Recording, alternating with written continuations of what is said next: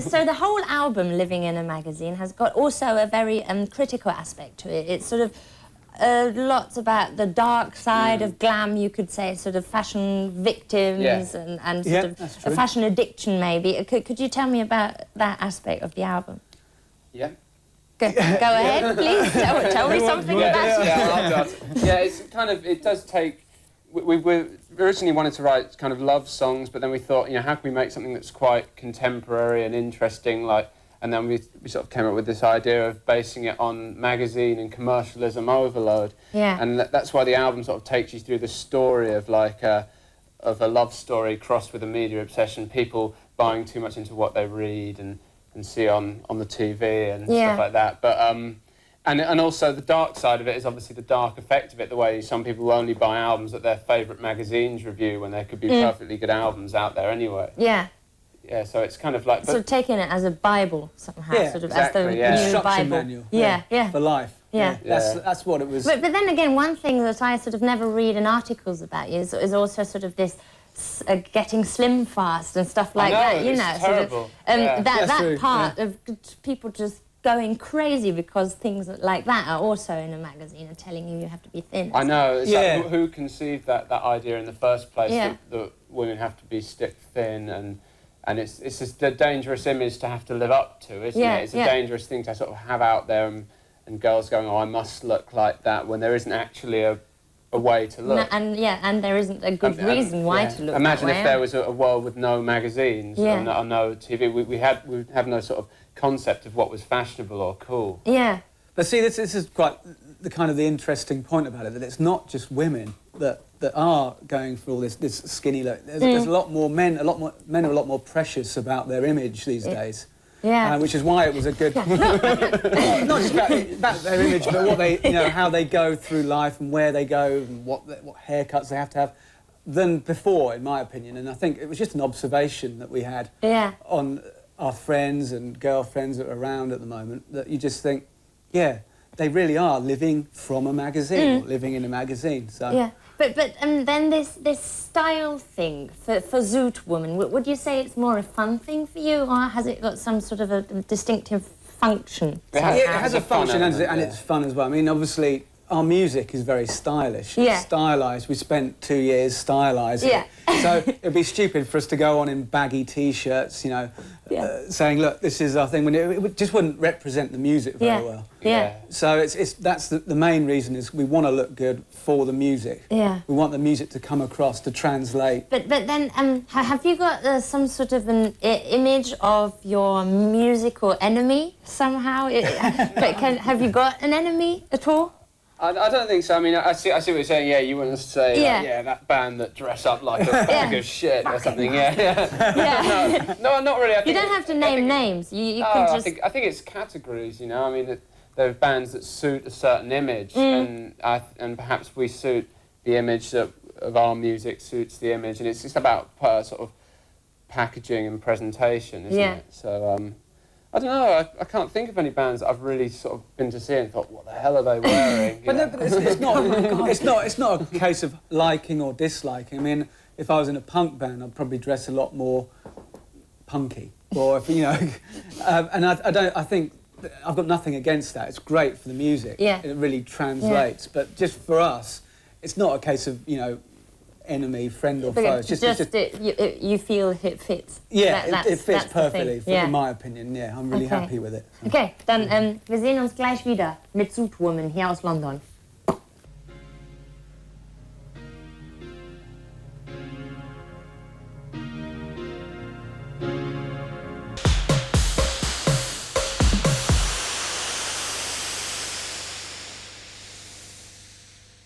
Sie sehen immer noch Fast Forward mit Charlotte Roche und Zoot Woman hier aus London.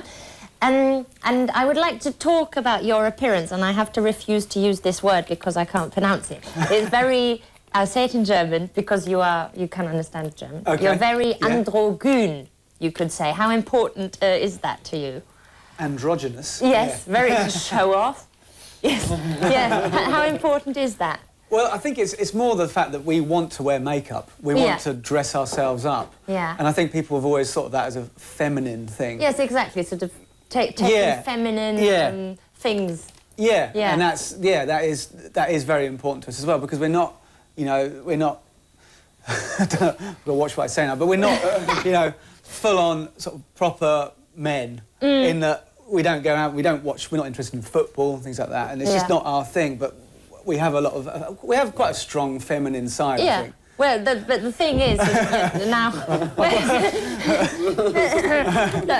the thing is, you know, people say that everybody has everything in you, and it's more unnatural to refuse to see your feminine side.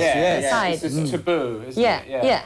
But yeah, I think we, you know, is in a way a sort of act. It's doing something like stage, but it's an act. I mean, you're doing music, which is the thing that we're used to doing. But from an outsider's point of view, someone comes to watch us, they don't want to see us just doing our songs the way we do them in our bedroom at home. I mean, it is sort of people want to see. Yeah, it's a show. Great show. The same way, if an actor is in a film or something, he's made up and he's taking on the role of someone else. We're in effect taking on the role of performers, not studio nerds. Yeah, you know yes.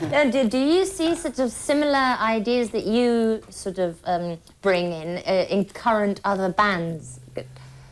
Yeah, I think it's always been. What you mean in terms of sort of the whole thing that Zoot Woman means? Can you see sort of a few ideas links with other bands on the same wavelength? Exactly. I mean, I don't know. I mean, I can see there's stylised rock bands that play live. I don't know. I mean, there was Soulwax play with white suits on stage, and I was watching a video of them. I thought someone had filmed our gig. I saw closer. What song was that? Yeah, that's we don't do conversation intercom. And I saw that. So, but I mean, I don't know. It's different. Style is a funny thing, you know. With indie bands, they won't dress up. R&B kind of wear that sort of very sharp street cool dress, and this is our thing, and this is the way we dress. Yeah. Okay. But yeah, I don't think bands have ever really, well, maybe they've gone away for a while, but they've always been there. They're sort of stylised from, you know, day one, bands like Roxy Music and things like that. You know, it's always going to be there. Yeah. And it's just a quite a fascinating part, something visual, because you know, something visual and then something sonic that you listen to. But then sort of there's one thing that I sort of love about things like that is that you can sort of see that people are had lots of great thoughts about everything, you know, sort of appearance and the sound and the dress and the stage and stuff like that. It's brilliant to sort of see that they're sort of serving all the levels of pop. Yeah, exactly. Yeah, that is very important to us. Yeah. Okay, and this is already the final question, I'm afraid, because everybody, of course, in Germany wants to see you live now. Sort of 10 times maybe or something. Can they see you live? Because Stuart is now in America for 10 years? Yeah, well, we are actually... Oh, there's the phone. Yeah, do you want to answer? Maybe it's Stuart. Maybe it's Madonna. It's probably Madonna, yeah. I mean, she's always badgering us. She's probably phoning me, I'd better answer it quickly. Yeah. Hello? Eine kurze she's not, no. Unterbrechung. This is Adam. She'll be back in about 5 o'clock. Hey, that's a brilliant thing. Should I tell you called? People love seeing other people. Tracy, okay, yeah, sure. Isn't it? Yeah. Hello? It's a very independent. Make a cup of tea. Yeah. Yes. Go to the toilet and take the camera with you. No, thanks. When can people see you live? How long is he gone? And well, we're actually playing. We've actually replaced him in the live. Not completely, but we've replaced him in the live act at the moment. And we're playing in Germany. We're playing in Munich. I know. Yeah, Berlin. Munich. Are you doing Cologne, festivals? Because there is one thing I'm not quite sure if it's confirmed at all. This Melt open air in Dessau. Have you heard of that? When is that? Because I know that, Michael? It's, on the 4th and 5th of August. 4th and 5th. That's part of Germany, Dessau. Yeah, but I mean that's quite possible we're doing sort of that, a very but it won't be festival. if it's that far away. It's not confirmed. But these dates we're doing in Germany are starting the 20th. It's like the last week of May. I think. Super. Yeah, last week of May. So. Last week of May, there's a couple of dates in France and mainly German dates. Okay. So and we just did the Bourges Festival in France as well. Yeah. It was really cool. Okay. Well, thank you very much, gentlemen. Thank you. Excellent. Thanks. We're through. Do you want to see a special video? Maybe. Of someone else? Yeah. I wouldn't mind seeing ours again. I don't know what's around at the moment. No, it takes too long to think of it now. Yeah, it does. On the spot. Never seen a video in my life before. Fuck it. Bye-bye. Thank you.